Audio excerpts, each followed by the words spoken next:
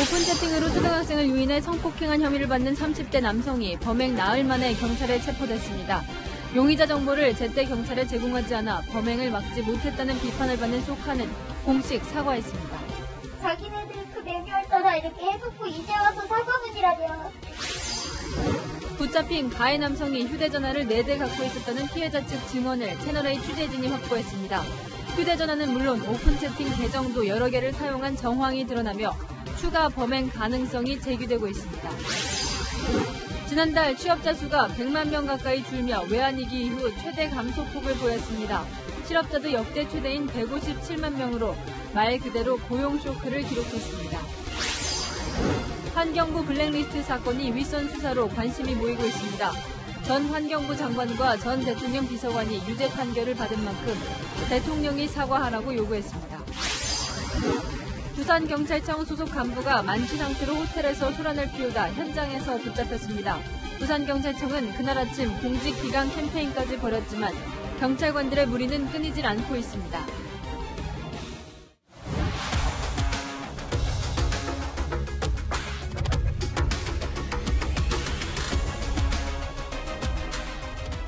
뉴스의 동정민입니다. 오픈 채팅방으로 초등학교 6학년 여자아이를 꿰어내 성폭행한 혐의를 받는 30대 남성 소식 어제 저희 단독으로 전해드렸는데요. 이 보도가 나가고 12시간 만에 용의자가 경찰에 붙잡혔습니다. 너무 늦었죠. 사건이 발생한 지 나흘이 지났습니다. 내 아이 일처럼 생각했더라면 막을 수 있었던 범죄였기에 보도 이후 시민들의 분노도 컸는데요. 안일하게 대응했던 소카와 경찰을 향해 당신의 가족이었어도 그랬겠습니까? 라며 안타까워했습니다. 용의자 검거 소식부터 김태영 기자가 보도합니다. 30대 남성이 긴급 체포된 건 오늘 아침 6시 56분. 나흘 전 초등학교 6학년 여자아이를 유인해 데려갔던 경기도의 자택 근처에서 경찰에 붙잡힌 겁니다. 경찰은 사건 발생 이틀 뒤인 지난 8일 오후 남성의 신원과 주소지를 파악해놓고도 사건을 이첩하고 진술 내용을 검토한다는 등의 이유로 체포를 미뤄왔습니다. 하지만 이 남성의 추가 범행을 막기 위해 사건을 공론화해달라는 부모의 요청에 따라 어제 채널A가 보도하자 12시간 만에 신병을 확보하고 강제 수사에 착수한 겁니다. 체포 당시 남성은 별다른 저항을 하지 않았습니다. 이후 충남경찰청으로 압송돼 현재 여성청소년과에서 집중 조사를 받고 있습니다. 이 남성을 실종아동보호법 위반 혐의로 우선 입건한 경찰은 13살 미만 미성년자를 성폭행한 혐의를 적용하는 방안을 검토하기 위해 이 부분에 초점을 둔 조사를 이어가고 있습니다. 앞서 피해 아동은 경찰 조사에서 성폭행을 당했다고 진술했고 경찰관과 부모와 함께 산부인과를 방문해 성폭행이 인정된다는 소견을 받기도 했습니다. 경찰은 체포 당시 남성 주거지를 압수수색해 휴대전화 등 범행과 관련된 물건도 확보한 것으로 알려졌습니다. 오픈 채팅방을 통한 성범죄의 특성상 피해자가 더 있을 가능성이 있다고 보고 수사를 확대하는 겁니다. 경찰은 이 남성에 대한 조사를 마치는 대로 구속영장 신청 여부를 결정할 방침입니다. 채널A 뉴스 김태형입니다. 저희가 경찰의 검거가 늦었다고 계속 지적하는 이유가 있습니다.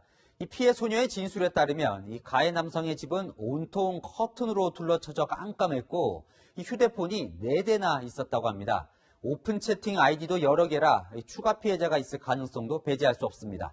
박건영 기자가 단독 보도합니다. 피해 아동은 일성경찰서와 충남경찰청에서 모두 2차례 조사를 받았습니다. 아이는 범행 장소인 가해 남성의 자택에 대해서도 상세하게 진술했습니다. 침대 이렇게 방향쪽으로 조명이 설치해져 있대요. 커튼을 다 받고 완전히 침실 쪽에 까맣더라. 피해 아동이 이 집에서 본 휴대전화는 총 4대였습니다. 피해 아동을 꿰어낼 때 사용한 휴대전화 외에도 메신저 할 때만 사용한 휴대전화가 2개, 공기계 1개를 더 갖고 있던 겁니다. 이 남성은 아이를 풀어주기 전 자신의 전화번호와 통화 기록, 오픈 채팅 내용을 모두 삭제하면서도 새로운 아이디를 알려줬다고 말합니다. 하지만 경찰 추적이 시작되자 이 아이디는 삭제됐습니다. 아이디를 알려주면서 이거는 부재야. 나한테 연락을 해라. 결과적으로는 그것도 탈퇴해버렸어요. 경찰 추적을 피하기 위해 휴대전화는 물론 계정도 여러 개를 사용한 걸로 보입니다. 또 여러 계정을 이용한다든지 대포폰을 쓴다든지 하면서 그 추적을 따돌리려는 다수 범죄에 이미 그 휴대폰들을 활용하지 않았을까? 경찰이 체포한 30대 남성의 추가 범행 여부를 집중적으로 들여다보는 것도 피해 아동의 이런 진술이 배경이 됐습니다. 또 아동의 구체적이고 일관적인 진술은 향후 유죄 입증의 증거로 활용될 전망입니다. 채널A 뉴스 박건영입니다. 부모가 울부짖어도 개인정보 때문에 정보를 줄 수 없다고 했던 이 공유 차량 서비스 쏘카가 오늘 사과문을 발표했습니다. 하지만 뒤늦은 사과는 힘이 없었습니다. 사정하고 애원할 때는 외면하더니 피해 아동 부모는 싸늘했습니다. 서채리 기자입니다. 진짜 부탁 좀 드릴게요. 저한테 알려주시는 거 어려우면 경찰한테라도 알려줄 수 있잖아요.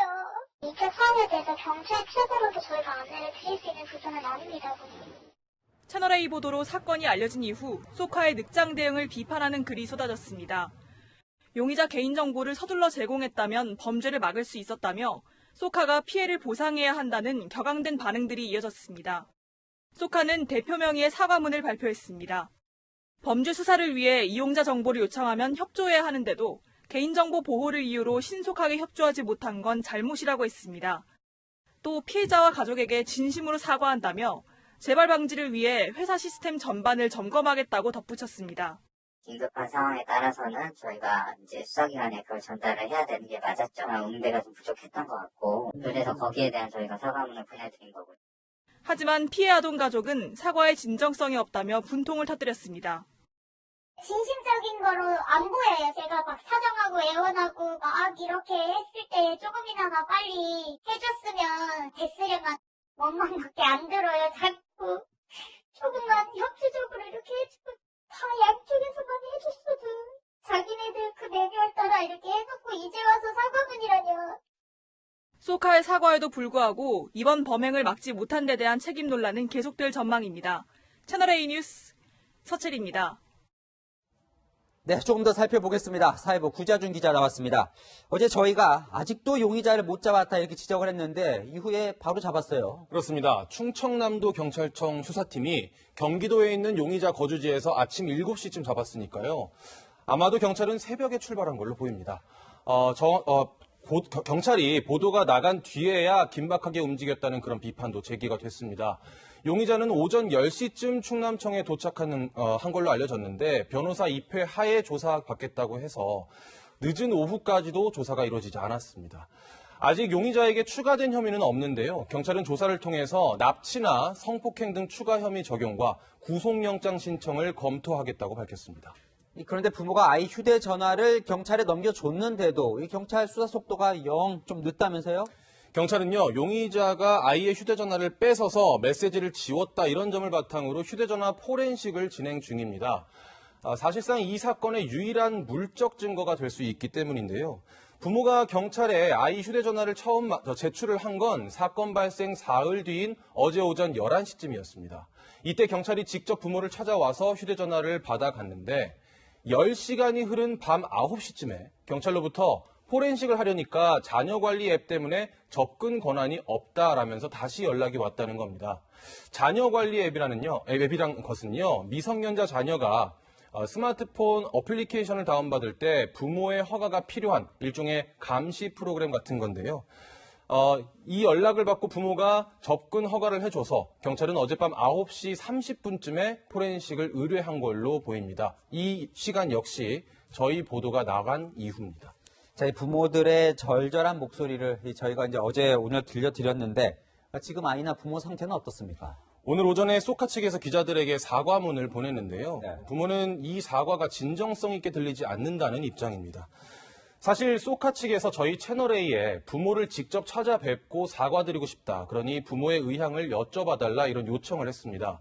저희가 여쭤봤는데요. 하지만 부모는 만남을 거절했습니다. 부모뿐 아니라 어제 보도를 접한 많은 시청자와 누리꾼들이 쏘카에 대해서 분노를 표출하고 있습니다.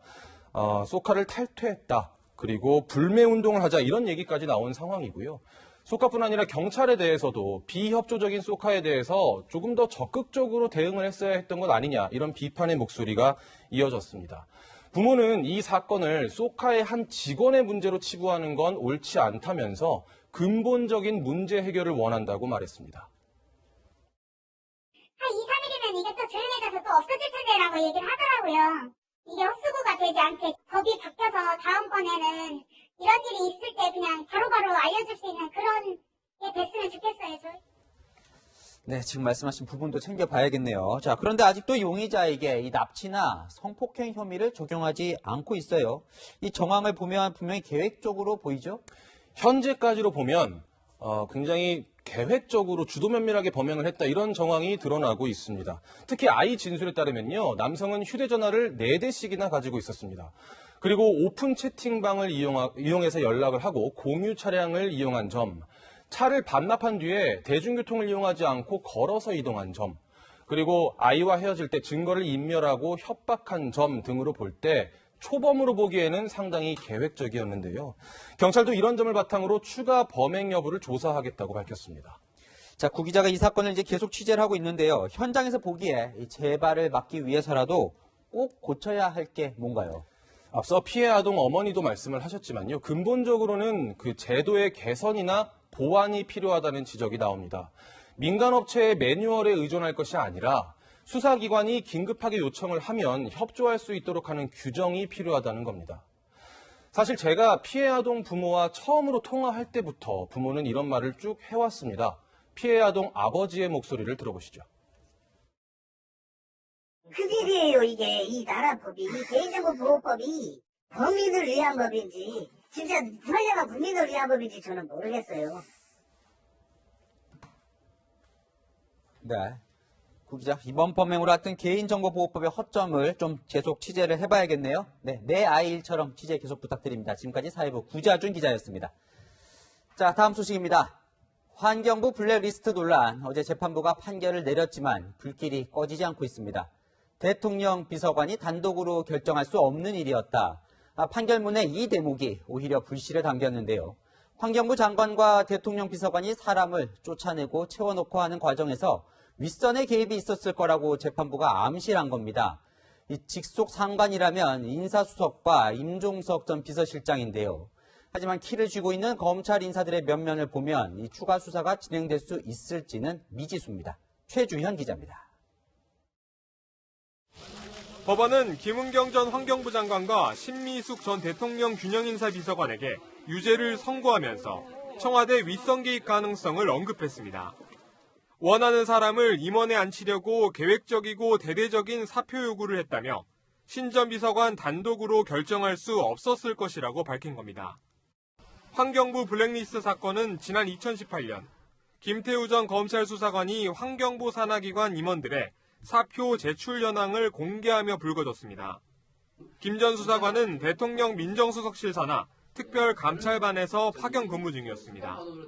환경부 자체에서 그런 리스트를 만들었고 그것을 놀래서 그걸 들고 보고를 했고 특감반장에게. 당시 청와대는 합법적인 자료라고 강변했습니다.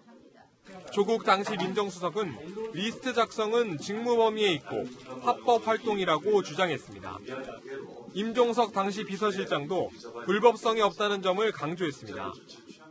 인사 동향을 정리한 보고 정도에 해당한다고 생각합니다. 법원이 윗선 개입 가능성을 언급한 만큼 청와대 윗선에 대한 추가 수사가 필요하다는 지적이 나옵니다. 신미숙 전 비서관의 상관인 조현옥 전 인사수석 등 상급자의 개입 여부를 밝혀야 한다는 겁니다. 다만 검찰 내 요직에 친정부 성향 검사들이 배치된 점을 고려해 특별검사나 고위공직자 범죄수사처에서 수사를 맡아야 한다는 의견도 나옵니다. 채널A 뉴스 최주현입니다. 보신 것처럼 이번 판결 이후 김태우 전 검찰 수사관이 다시 주목받고 있는데요. 이 당시에 환경부뿐 아니라 330개 공공기관의 인사 리스트가 있었다, 이런 폭로도 했었죠. 국민의힘은 모든 부처에 대한 블랙리스트 추적 조사를 추진하겠다고 밝혔습니다. 이 블랙리스트 정부라며 대통령 사과도 요구했습니다. 이민찬 기자입니다. 국민의힘은 문재인 정부는 촛불 정부가 아닌 블랙리스트 정부라며 청와대를 정조준했습니다. 주호영 국민의힘 원내대표는 환경부와 청와대가 조직적으로 블랙리스트를 운영한 것으로 드러났다며 문재인 대통령의 뜻이 반영된 것이라고 주장했습니다. 문 대통령이 2016년 민주당 대표 시절 문화계 블랙리스트에 대해 정부 사죄를 요구했던 것을 거론하며 이번에는 문 대통령이 사죄하라고 요구했습니다. 전 정부에서 선임된 기관장을 쫓아내기 위한 표적 감사와 독선적 편가르기, 노골적 법치 파괴가 블랙리스트 아니면 무엇이 블랙리스트입니까? 하태경 국민의힘 의원은 환경부 사례는 세 발의 피라며 많은 정부 부처와 산하기관에서 찍어내기, 코드 인사가 이뤄졌다고 주장했습니다. 김도읍 국민의힘 의원은 다른 부처의 블랙리스트 수사도 속도를 내야 한다며 검찰을 압박했습니다.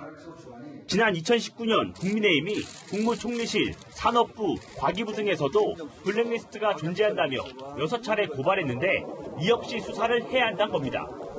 국민의힘은 문재인 정부 전 부처에 대한 블랙리스트 추적 조사도 추진한다는 구상입니다. 채널A 뉴스 이민찬입니다. 이런 야당의 공세에 청와대도 맞받았습니다.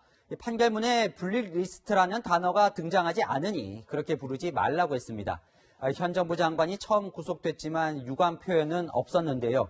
2년 전 이 블랙리스트가 아니라 체크리스트라고 했던 여권 인사들은 침묵하고 있습니다. 최수연 기자입니다. 2년 전 환경부 블랙리스트 의혹이 불거지자 문재인 정부 유전자에는 민간인 사찰 DNA가 없다고 반발했던 김의겸 당시 청와대 대변인. 김은경 전 장관이 구속되자 뉴스를 보지 않았다며 입장이 없다고 말했습니다. 단언컨대 문재인 정부의 민정수석실은 이전 정부와 다르게 민간인을 사찰하거나 블랙리스트를 만들지 않았습니다. 산하기관 임원에 대한 평가와 관리 감독을 하는 것은 문제될 것이 전혀 없는 적법한 인사와 관련된 감독권 행사입니다. 문재인 정부는 다르다고 주장했던 조국 전 민정수석은 입장을 밝히지 않았고 합법적 체크리스트라고 옹호했던 홍영표 의원 측은 따로 입장이 없다고 말을 아꼈습니다. 재판 중인 사안에 대해 언급하지 않겠다던 청와대는 하루 만에 입장을 바꿔 이 사건을 블랙리스트 사건으로 규정하는 건 유감이라고 반박했습니다. 재판부 설명자료 어디에도 블랙리스트라는 단어가 등장하지 않았다는 점을 들어 감시나 사찰도 없었다고 주장했습니다. 청와대와 민주당은 남은 재판에서 사실관계가 드러날 것이라고 했습니다. 억울한 면이 있다. 또 변호인이 항소하겠다라는 것을 주목을 하고 있습니다. 친문 성향 인터넷 커뮤니티에서는 1심 선고를 한 판사들의 인적 사항과 함께 이들을 탄핵하자는 댓글이 이어졌습니다. 채널A 뉴스 최수연입니다. 청와대 윗선 개입 의혹이 있는 또 하나의 사건이 있죠. 원전 경제성 평가 조작 의혹 사건인데요. 백운규 전 산업부 장관에 대한 구속영장은 기각됐지만 이 검찰은 수사 의지를 꺾지 않고 있습니다. 대통령 비서관이 직접 산업부 간부에게 지시한 정황을 새로 포착한 것으로 전해졌습니다. 청와대는 이번에도 가만히 있지 않았습니다. 이은우 기자입니다. 검찰이 주목하는 건 월성 1호기 경제성 평가 과정에 청와대가 직접 개입했는지 여부입니다. 검찰은 지난 2018년 4월쯤 최이봉 당시 대통령 산업정책비서관이 산업통상자원부 에너지자원실장에게 월성 1호기 경제성 평가가 낮게 나오도록 지시한 정황을 포착한 것으로 전해졌습니다. 지난해 감사원 감사에선 산업정책비서관실 행정관과 산업부 중간간부가 경제성 평가 조작의 연결고리로 지목됐는데 검찰 수사에선 산업정책비서관과 산업부 1급 간부 사이의 연결고리가 포착된 겁니다. 월성 1호기 경제성 평가 결과가 나오기도 전에 산업부가 후속 사업을 추진한 정황도 드러났습니다. 경제성 평가 결과가 나오기 2주 전 산업부가 과학기술정보통신부에 공문을 보내 원전 조기 폐쇄에 따른 대안사업 검토를 요청한 겁니다. 검찰은 조만간 최 전 비서관을 소환해 원전 조기 폐쇄 과정에 개입한 청와대 윗선이 더 있는지 확인할 계획입니다. 청와대 관계자는 청와대 지시 여부 등은 재판이 진행 중이어서 언급하지 않겠다면서도 정부 주요 정책이 사법적 판단 대상이 되는 것 납득할 수 없다고 밝혔습니다. 월성 1호기 조기 폐쇄 의혹 수사에 대해 청와대가 처음으로 불편한 심경을 드러낸 겁니다. 채널A 뉴스 이은우입니다. 우리 경제가 외환위기 이후 최악의 고용 쇼크를 맞았습니다. 11개월 연속 취업자 수가 감소하더니 지난달에는 전년 대비 감소폭이 100만 명에 달했습니다. 실업자 수는 처음으로 150만 명을 넘어섰습니다. 최악의 상황에 정부가 꺼낸 해결책은 공공일자리인데 장기 대책은 될 수 없다는 걱정이 나옵니다. 박정서 기자가 실업자들의 막막한 심정을 들어봤습니다. 서울 마포의 고용센터입니다. 실업급여 신청 대기자가 한 번에 몰리는 것을 막기 위해 이렇게 2부제를 시행하고 있습니다.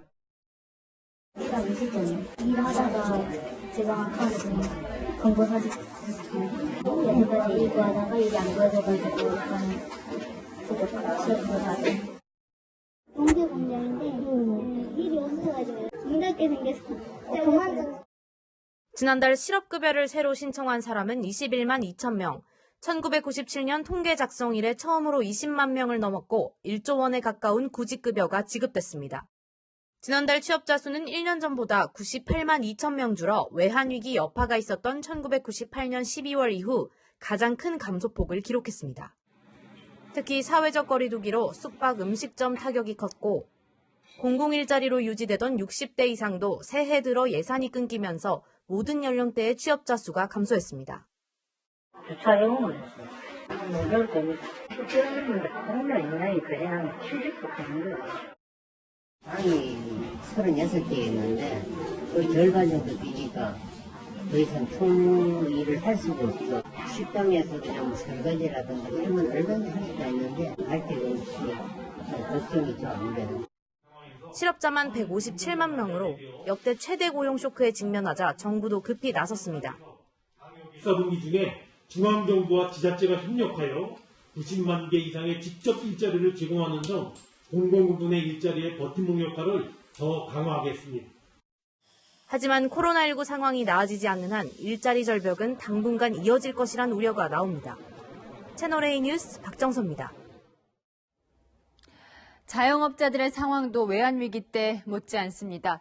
그때는 마음대로 영업이라도 할 수 있었죠.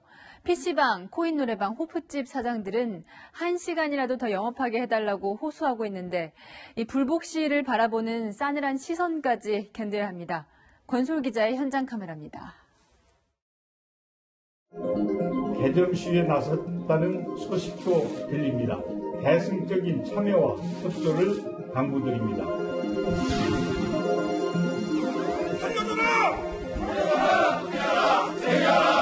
먹고 살 길이 없는데 어떻게 견뎌야 한단 말입니까? 최소한 사람답게 밥은 먹을 수 있도록 제발 도와주십시오.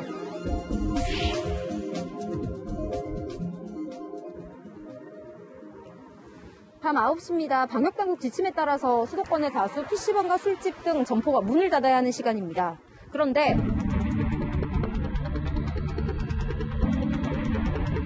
이렇게 불이 환하게 켜진 곳이 있습니다. 현장으로 갑니다. 9시를 넘기자 손님들이 PC방을 빠져나갑니다. 1년 전 하루 매출은 117만 원이었는데 지금은 5분의 1도 안 됩니다. 오늘 매출은 지금 22만 2,700원. 그래도 불은 끄지 않습니다. 영업시간 제한에 항의하는 겁니다. 호프집도 사정은 비슷합니다. 8시 30분까지 주문이 이어졌지만 9시가 되자마자 우르르 몰려나갑니다. 손님들이 빠져나간 술집엔 이렇게 텅 빈 테이블만 남아 있습니다. 살고 싶단 문구가 눈에 띕니다. 전기세가 계속 밀려서 도척을 받고 있는데 저희는 영업을 하고 있어요. 힘들지만 일요일인 지난 7일 밤 9시부터 8일 그리고 다음날 새벽까지 PC방, 호프집, 코인 노래방 세 업종이 주도적이었습니다. 저희는 더 이상 버틸 힘이 없습니다. 오죽하면 이 12시에 개점 시위를 하겠습니까? 사채 같은 것도 이제 쓰고 빚쟁이들이 이제 찾아올 때죠. 이제 그 돈 갚으라고. 코인 노래방 업자들에겐 영업 금지가 치명타가 됐다고 합니다. 거의 150일 정도 영업 금지를 당하고 있는데 가만히 있어도 600~700이 깨져요. 월세 줘야죠. 핀셋 규제를 했으면 핀셋 지원도 하셔야 되잖아요. 개점 시위 시작 시간은 자정부터지만 벌써 50명 넘는 사람들이 모여 있습니다. 벼랑 끝 심정으로 시위에 나섰지만 시위를 차갑게 보는 시선과도 마주쳐야 했습니다. 너희도 시위해봐라. 우리 자기들이 이제 기억했다가 이제 안 오겠다. 진짜 아이 키우겠네. 정면에도 붙여주시고 할게 3일간의 릴레이 시위는 끝났지만 업종별 특성을 고려해서 영업시간을 보장해달라는 요구가 언제 이루어질진 기약이 없습니다. 현장 카메라 권솔입니다. 다음 뉴스입니다. 국내에서 처음으로 코로나19 백신 품목 허가가 났습니다. 다들 잘 아시는 아스트라제네카 백신입니다. 다만 65세 이상 고령층 접종은 의사가 신중하게 결정하라는 권고를 붙였습니다. 고령층에 대한 접종이 당장 보름 앞으로 다가왔는데 이 백신으로 그대로 진행할지 이제 질병관리청 결정만 남았습니다. 김단비 기자입니다. 식품의약품안전처는 아스트라제네카 백신에 대해 최종 품목 허가를 결정했습니다. 미국 등에서 진행 중인 추가 임상 결과를 4월까지 제출하는 조건입니다. 18세 이상 전 연령에 허가했지만 임신부에게는 권하지 않았습니다. 효과 논란이 지속되고 있는 만 65세 이상 고령층도 접종은 허가했습니다. 안전상 문제점은 발견하지 못했기 때문입니다.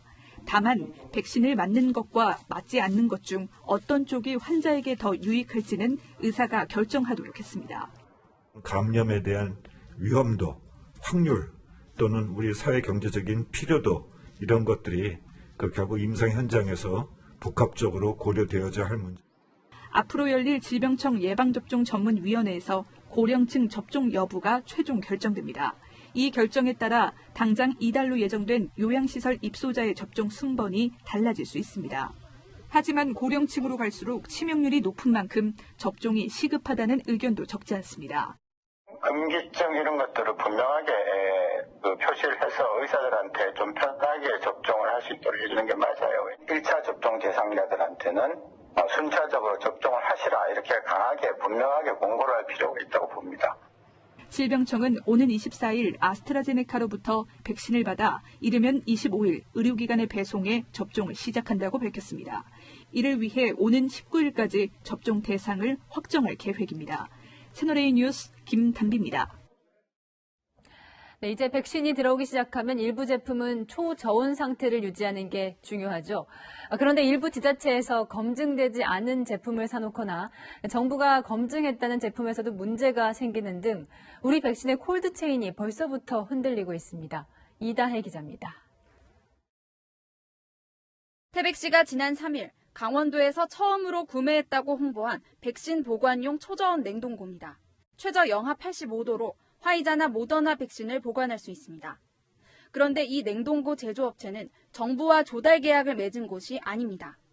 앞서 정부는 초저온 냉동고 조달업체 4곳을 선정했고 냉동고 한 대당 1,500만 원 상당의 국비를 지자체에 전액 지원한다고 밝혔습니다. 하지만 태백시는 최초를 강조한다며 자체 예산으로 다른 제품을 산 겁니다. 조달청에 올라와 있는 데는 아닌데 현재 구매를 진행하려고 했던 부분이 이야기가 백신이 들어와도 빨리 대처할 수 있을 것 같아서. 질병관리청은 예방접종 사업 용도에 맞게 조달업체를 검증해 선정했다며 지자체가 이미 구매한 제품에 문제가 생겼을 때 중앙정부가 책임질 수 없다고 우려했습니다. 그런데 정부가 계약한 업체에서도 문제가 발견됐습니다. 인증 제품과 조달청 입찰 제품 외관이 다른 겁니다. 의료기기법상 경미한 외관 변경이라도 식약처에 신고하게 돼 있고 이를 어기면 1개월 판매 중지 처분을 받게 됩니다. 성능과는 상관없는 내부 디자인만 변경된 겁니다. 저희도 냉장고 한 30년 동안 만든 업체인데 내부 구조 변경을 대부분 수반하게 됩니다. 이거는 해보지 않고는 전혀 알 수가 없고. 채널A 취재가 시작되자 업체 측은 제품 변경 신고 절차에 들어갔습니다. 채널A 뉴스 이다혜입니다. 이모 집에서 심한 학대를 당하고 결국 숨진 10살 아이 사건이 큰 충격을 주고 있습니다. 어린 조카를 때리고 욕조에서 학대한 이모 부부가 구속됐습니다.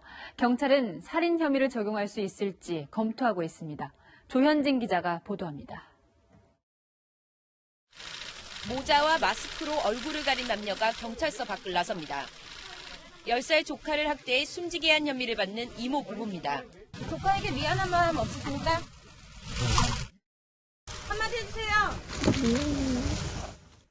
부부는 지난 8일 조카가 말을 듣지 않고 소변을 가리지 못한다는 이유로 플라스틱 막대기 등으로 마구 때리고 물이 담긴 욕조에 머리를 밀어넣다가 숨지게 한 혐의를 받고 있습니다. 경찰은 이들에게 아동학대치사 혐의를 적용해 구속영장을 신청했는데 법원은 혐의가 인정된다며 영장을 발부했습니다. 경찰은 추가 학대가 있었는지 수사를 확대하는 한편 부부에게 살인 혐의를 적용할 수 있는지 검토하고 있습니다. 미필적 고의한 살인도 해당이 되는지 법률 전문가 내부에 있으니까 이분들하고 더 검토 한번 해보려고 해요. 경찰은 부부의 자녀들이 인근 친척집에 보내진 이틀간 집중적으로 조카를 학대한 사실에도 주목하고 있습니다. 부부의 자녀는 12살과 5살, 2살 등 3명으로 2살 아이는 친척집에 계속 머물렀고 나머지 2명은 범행이 일어난 이틀간만 친척집에 보내졌습니다. 자녀들은 경찰 조사에서 사촌이 학대를 당하는 걸 본 적이 없다고 진술했고 자신들은 학대를 당하지 않았다고 말한 것으로 알려졌습니다. 현재 이들은 지역 내 아동보호 전문기관에서 보호를 받고 있습니다. 채널A 뉴스 조현진입니다. 안타깝게 세상을 떠난 정인이를 떠올리게 했던 사건이죠. 제주도에서 갈비뼈가 골절되고 장기가 손상돼 병원에 실려왔던 아기 아빠에 대한 경찰 수사도 계속되고 있는데 아이 아빠의 해명이 다소 당황스럽습니다. 남영주 기자가 보도합니다. 제주에서 7개월 남자아이 몸에 학대 흔적이 보인다는 신고가 접수된 건 지난달 29일. 아이는 갈비뼈가 부러진 데다 간과 신장, 췌장이 파열되는 등 위중한 상태였습니다. 경찰은 다음 날 아이 아빠를 방임 혐의로 우선 입건하고 학대 여부를 추가로 조사 중입니다. 그런데 아이 아빠는 경찰 조사에서 자신이 기억장애를 앓고 있다고 주장하는 것으로 알려졌습니다. 우발적으로 아이에게 강한 힘을 써서 다치게 할 수 있지만 기억하지 못한다고 진술했다는 겁니다. 기억장애가 심해 함께 술 마신 친구도 기억하지 못하고 미리 짜놓은 계획도 다 잊어버린다는 말도 했습니다. 경찰이 아빠의 병원 진료 기록 등을 살펴봤지만 기억장애 관련 기록은 없었습니다. 전문가들도 20대 중반인 아빠가 기억장애를 앓을 가능성은 낮다고 말합니다. 불리한 상황만 선택적으로 기억하지 못하는 건 기억장애 증상이 아니라는 겁니다. 기억력의 문제는 절대 없겠어요. 본인이 위협을 느낄 때 겪는 거지 자기가 위협을 가할 때 겪는 건 아니에요. 경찰은 아이 아빠에 대해 조사를 마친 뒤 학대 혐의를 추가로 적용할지 결정할 계획입니다. 엄마에 대해서도 방임 혐의를 적용할지 검토하고 있습니다. 아이의 몸 상태는 서서히 호전돼 조만간 중환자실에서 일반 병실로 옮겨질 예정입니다. 채널A 뉴스 남영주입니다. 만취 경찰의 행패 사건이 또 일어났습니다. 이번에는 부산경찰청 소속 현직 간부가 술에 취해 호텔에서 난동을 부리다 체포까지 됐습니다. 공교롭게도 같은 날 부산경찰청장이 공직기강을 다잡자는 캠페인을 열었습니다. 배영진 기자입니다. 이 호텔에서 부산경찰청 소속 간부가 현행범으로 체포된 건 어젯밤 10시 45분쯤. 당시 술에 취한 상태였던 간부는 호텔 직원을 밀치고 욕설을 하며 행패를 부렸습니다. 이제부터 너희는 경찰 불러라. 호텔 여성 직원에게 함께 술을 마시자며 팔을 잡아당기는 등 성희롱도 서슴지 않았습니다. 직원한테 같이 자기 방에 들어가서 술 마시자, 자기가 좋은 거 알려줄게 이렇게 얘기를 한 거예요. 단순 폭행이나 이런 것도 한 것도 아니고 성희롱까지 했으니까. 경찰은 해당 간부를 직위 해제하고 수사를 벌이고 있습니다. 음주 운전을 하다 행위를 치는 등 현직 경찰관이 연루된 사건이 잇따르면서 부산경찰은 공직기강 특별경보를 발령하고 2주간 고강도 감찰을 벌이고 있습니다. 어제 아침엔 청재까지 참석한 공직기강 캠페인까지 열었지만 하루도 안 돼 또 사건이 터지면서 헛구에 그쳤다는 비판을 피할 수 없게 됐습니다. 특히 올해부터 수사권 조정으로 경찰 권한이 커진 상황에서 그에 걸맞은 책임감을 보여야 한다는 지적도 나옵니다. 채널A 뉴스 배영진입니다. 채널A의 여야 서울시장 후보 인터뷰 마지막 5번째 주인공은 국민의당 안철수 후보입니다. 김민지 기자가 만났습니다. 정의와 공정이 실종되고 회복하고 있는 대한민국을 구하기 위해서 정권 교체의 교두보를 놓으려고 서울시장에 출마하게 됐습니다. 안녕하세요. 저는 안철수입니다. 저는 의사, IT 전문가, 창업자, 경영인, 교수 출신의 정치인입니다. 도덕적이고 유능한 리더십입니다. 아는 만큼 보인다는 말이 있지 않습니까? 제대로 본질을 알고 문제를 해결할 자신이 누구보다도 있습니다. 시장이 바뀔 때마다 잘 되던 사업들이 정지하고 또는 아예 없던 걸로 된다는 그 말씀이 마음에 다가왔습니다. 저는 전임 시장의 일 중에서 정말 성과가 있는 일들은 지속적으로 이어받고 문제가 있었던 것들, 그런 것들은 없애거나 고치겠습니다. 야권 대선 후보 1, 2위를 다투고 있습니다. 사실 그런 상황에서 서울시장 선거 출마 결심은 정말로 쉽지 않은 그런 결심이었다는 점만 말씀드립니다. 대선에 또 도전하실 건가요? 5년 계획을 세우고 있습니다. 그 이후 문제는 그때 국민들께서 판단해 주시겠지요.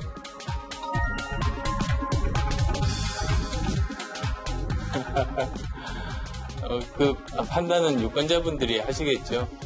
중요한 건 후보되는 게 아니고 서울시장에 당선되는 겁니다.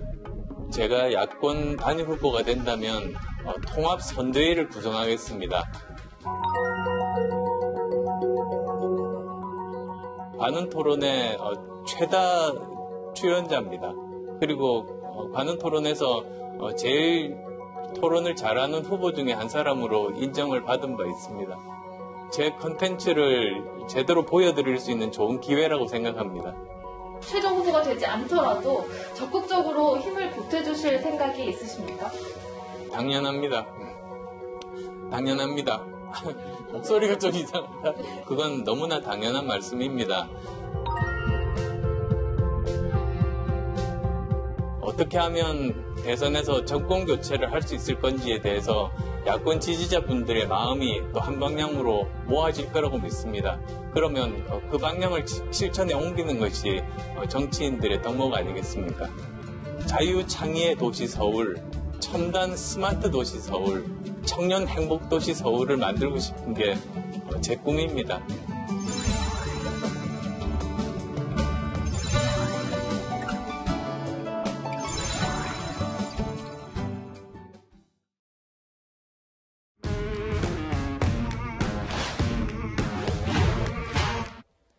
열한야랑 정치부 이동은 기자와 함께합니다. 첫 번째 주제 보여주시죠. 네.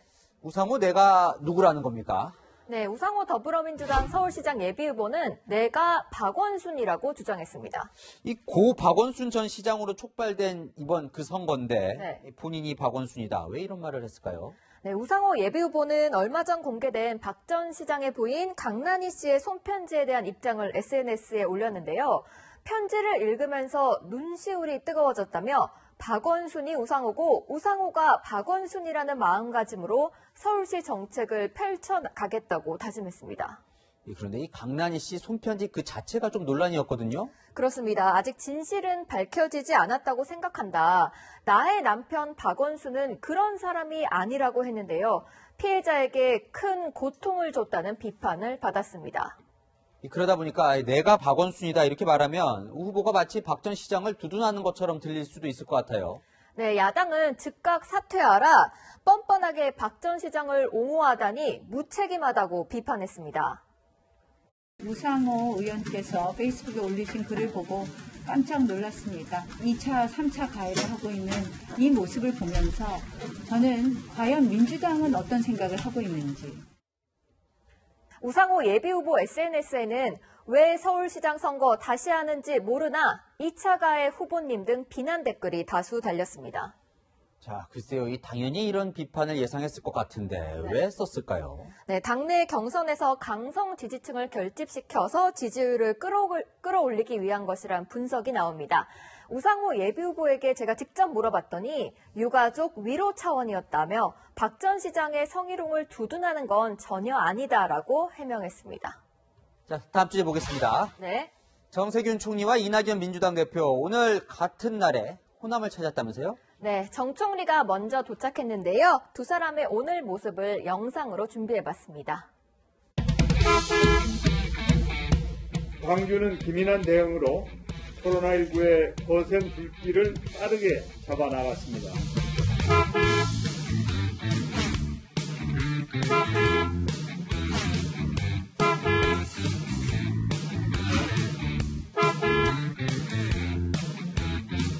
혁신 도시와 그 주변에서 이루어진다는 것, 우리 남도 사람들로서는 설레는 일이 아닐 수가 없습니다. 성공기와 오늘 일정도 그렇지만 이 이력을 보면 이 겹쳐도 이렇게 겹칠 수 있을까 싶을 정도예요. 네, 둘 다 호남 출신이고요. 다선 의원 같은 지역구, 국무총리 등 이력도 비슷합니다. 정세균 총리는 오늘 광주로 가면서 SNS에 김대중 전 대통령에게 정치를 배웠다고 했는데요. 이낙연 대표도 김 전 대통령이 발탁해 정계에 입문했습니다. 오늘 발표된 여론조사를 보면 호남권 범여권 차기 대선 후보 지지도에서 이 대표 지지율은 37.3%, 정 총리는 5.8%로 나타났습니다.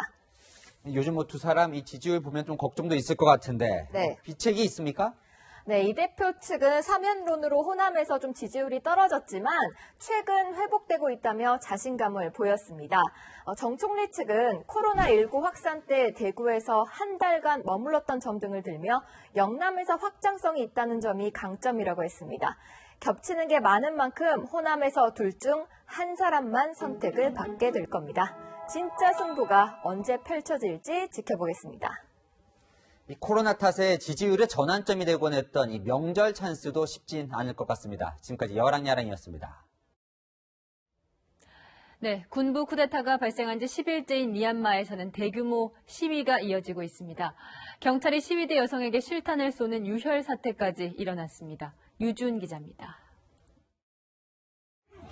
미얀마 시민들이 경찰 물대포에 맞서 대형 천막을 펼칩니다.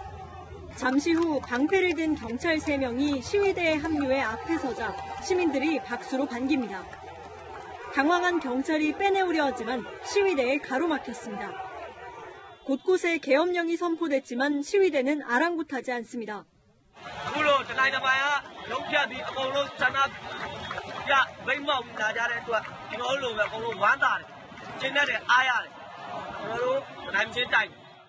경찰의 진압이 거세지며 유혈 사태도 발생했습니다.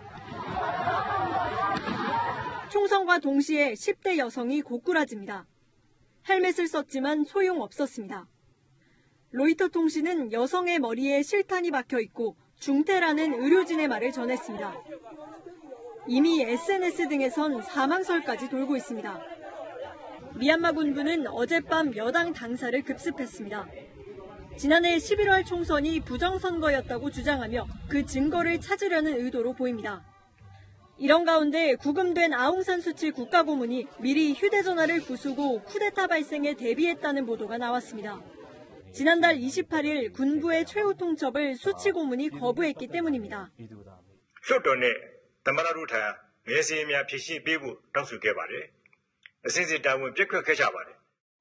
웨딩드레스를 입은 여성들, 승려들과 의료진들까지 독재 타도를 외치면서 군부를 압박하고 있습니다.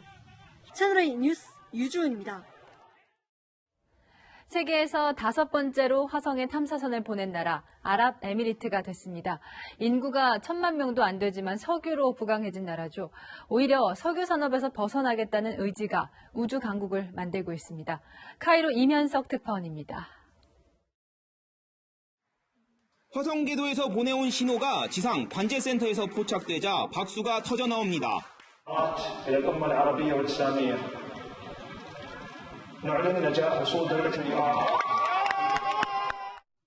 시속 12만 1000km 속도로 반년 넘게 우주를 비행한 화성 탐사선이 궤도에 안착한 겁니다.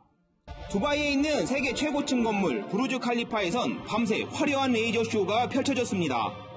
화성 궤도 진입은 아랍권 최초로 미국과 구소련 등에 이어 5번째입니다. 중국보다도 앞섰습니다. 건국 반세기 만에 인구 900만 명인 중동의 작은 나라가 우주개발 강대국과도 어깨를 나란히 한 겁니다. 아랍에미리트가 쏘아올린 탐사선의 이름은 아랍어로 희망이란 의미인 아말입니다. 국내 총생산의 3분의 1이 석유산업인 아랍에미리트는 자원 고갈 이유를 내다보고 청년들을 중심으로 첨단 과학산업에 역량을 집중하고 있습니다. 우리 돈 2천억 원 넘게 투입된 이번 프로젝트 총괄자도 컴퓨터 과학자 출신인 33살 여성입니다. It's a region that's known for not using youth. It's currently known as a region that uses youth's energy in creating more turmoil. 부러울 것 없던 중동 산유국 아랍에미리트도 탈석유를 앞세워 미래를 개척하고 있습니다. 카이로에서 채널A 뉴스 이면석입니다. 네, 내일부터 시작되는 설 연휴에 가족들도 못 만나고 고향에 못 가면 세배는 어떻게 해야 하나 고민이시죠? 인터넷 페이로 주는 세뱃돈, 가상 공간에서 지내는 차례를 준비하는 분들이 있습니다. 조현선 기자가 소개합니다.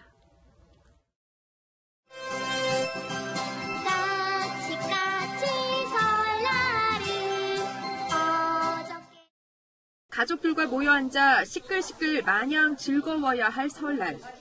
그런데 올해는 코로나19로 얼굴 보기조차 어려워진 만큼 아예 비대면 랜선 설이 될 전망입니다. 안경을 끼고 벽을 향해 절합니다. 새해 복 많이 받으세요. 다음에 봐요. 안경 속 가상 공간에서 온 가족이 모여 세배하고 차례도 지냅니다. 이동통신사들은 설 연휴 이동 자제를 위해 내일부터 14일까지 아예 영상통화 무료 서비스도 제공합니다.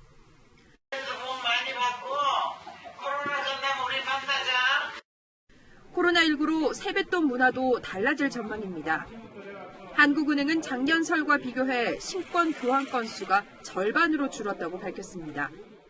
대신 시민들은 비대면으로 SNS 가상 돈 봉투에 인터넷 페이를 넣어줄 계획입니다. 못 보니까 너무 아쉬워서 영상통화로 세배 받기로 했고요. 그리고 세뱃돈은 그래도 줘야 되니까 인터넷 페이를 활용해서 주고. 코로나19 장기화로 온 가족이 모여 정을 나눠야 할 명절 풍경이 달라지고 있습니다. 채널A 뉴스 조현선입니다.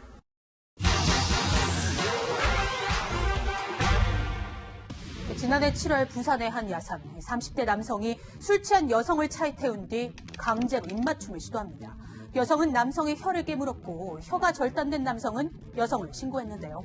이 남성을 재판에 넘긴 검찰, 여성의 행위는 정당방위로 판단하고 죄가 안 된다며 어제 불기소 처분 내렸습니다.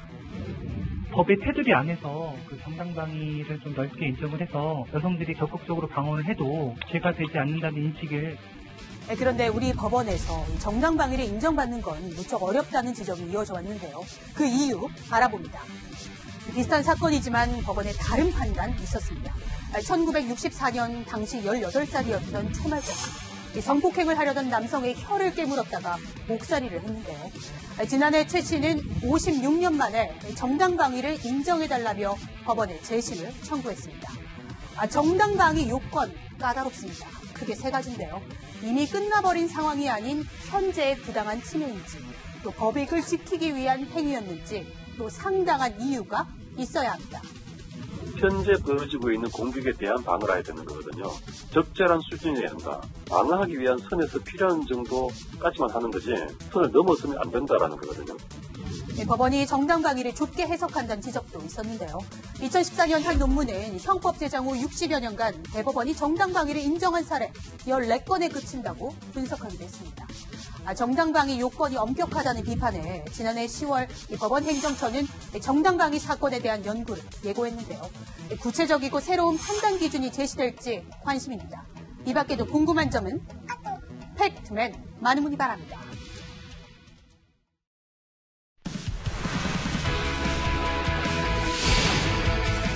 안녕하세요. 스포츠 뉴스입니다. 배구 스타 이재영, 이다영 쌍둥이 자매가 학교 폭력의 가해자였다는 고발이 나오자 곧바로 사과했습니다.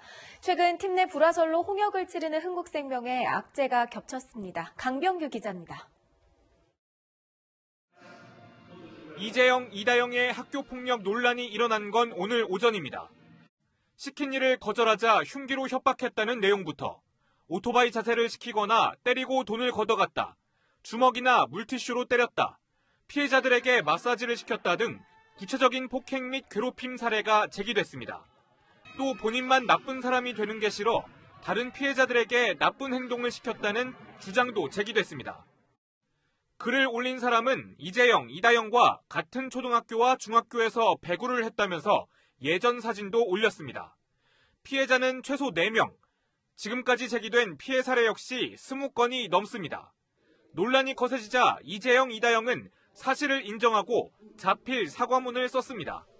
힘든 기억과 상처를 갖도록 언행했다는 점을 깊이 사죄한다며 피해자들이 양해해준다면 직접 찾아 사과하겠다는 겁니다. 흥국생명구단은 두 선수가 뉘우치고 있고 충분히 반성하도록 하겠다고 밝혔습니다. 하지만 어떻게 반성하도록 할 것인지를 두고 구체적인 방법은 제시하지 않았습니다. 이재영과 이다영은 리그 붙박이 주전으로 출전해온 만큼 당장 내일 경기 출전 여부가 주목됩니다. 채널A 뉴스 강병규입니다. 이번 설 연휴는 추위 걱정 없이 보낼 수 있습니다. 따뜻한 서풍이 불면서 연휴 동안 온화한 날이 이어지는데요. 서울이 12도 안팎까지 오르면서 예년 이맘때보다도 5도 이상이나 따뜻하겠습니다. 강수 소식 없이 대체로 맑겠지만 연휴 마지막 날인 일요일과 월요일에는 남해안과 제주도에 비 소식이 들어있습니다. 내일과 모레는 대부분 해상에서 강풍과 높은 물결이 예상돼서 뱃길 이용하신다면 운항 여부를 반드시 확인하셔야겠습니다. 연휴 동안 미세먼지와 안개에도 주의가 필요한데요. 내일부터 주 후반까지 중서부 지역에는 고농도 미세먼지가 머물겠습니다. 서해안과 내륙 지역에는 짙은 안개가 자주 찾아올 텐데 특히 서해상에서 바다 안개가 유입돼서 서해대교나 인천공항 또 김포공항을 중심으로 가시거리 100m 이하의 짙은 안개가 예상되고 있습니다. 차량 간 거리를 넓히시고 조심해서 이동하셔야겠습니다. 날씨였습니다. CCTV 없었을 땐 어땠을까 싶을 정도로 오늘 뉴스에만도 많은 CCTV 장면이 등장했습니다. 특히 아동학대나 아동성폭행 등 범행을 입증하는 데 결정적인 역할을 하지요. 하지만 CCTV가 사후에 범인을 찾아낼 수는 있어도 사전에 범행을 막을 수는 없습니다. 그건 사람, 우리만이 할 수 있습니다. 내 아이 일처럼 저희도 더 노력하겠습니다. 오늘 뉴스 여기까지입니다. 내일도 뉴스입니다.